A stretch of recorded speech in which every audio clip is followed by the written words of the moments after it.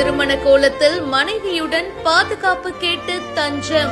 திருவண்ணாமலை அடுத்த தலையாம்பள்ளம் கிராமத்தை சேர்ந்தவர் சமூக சேவகர் மணிமாறன். இவரு கடந்த 20 வருஷத்துக்கு மேலாவே தமிழ்நாட்டுல இருக்கிற பல்வேறு மாவட்டங்கள்ல சாலையோரமா இருக்கிற சாதுக்கள், ஆதரவற்றோர் அப்படின்னு 3028 நபர்களுடைய இறந்த உடல்களை பெற்று முறையா அடக்கம் பண்ணிட்டு வராரு. அது மட்டும் இல்லாம பலருக்கும் உதவி பண்ணிட்டும் இருக்காரு. இவரை சமூக வலைத்தளங்கள்ல பார்த்துட்டு பூர்ணிமா அப்படின்ற பொண்ணு இவரை 1.5 வருஷமா லவ் பண்ணிட்டு இருந்திருக்காங்க. பூர்ணிமாவோட வீட்டுல இந்த கல்யாணத்துக்கு எதிர்ப்பு தெரிவிச்சிருக்காங்க. வேறொரு திருமண ஏற்பாடுகளும் ட்ரை பண்ணிருக்காங்க. அண்ட் இதனால அதிர்ச்சி அடைஞ்ச பூர்ணிமாவும் மணிமாறனும் உடனே கல்யாணம் பண்ணிருக்காங்க. சட்ட ரீதியான அரசு பதிவு பண்ணிட்டு அதுக்கு பிறகு அவங்க வீட்டுக்கும் நாங்கள் தகவல் தெரிவிச்சிட்டேன். ஏன்னா ஒரு பொண்ணு வீட்டை விட்டு வராங்கன்னா அவர் தாய் தந்தையுடைய வலி வேதனை எனக்கும் தெரியும். சரி, அவங்க தகவல் தெரிவிச்சணுன்ட்டு கூப்பிட்டு சொன்னேன்.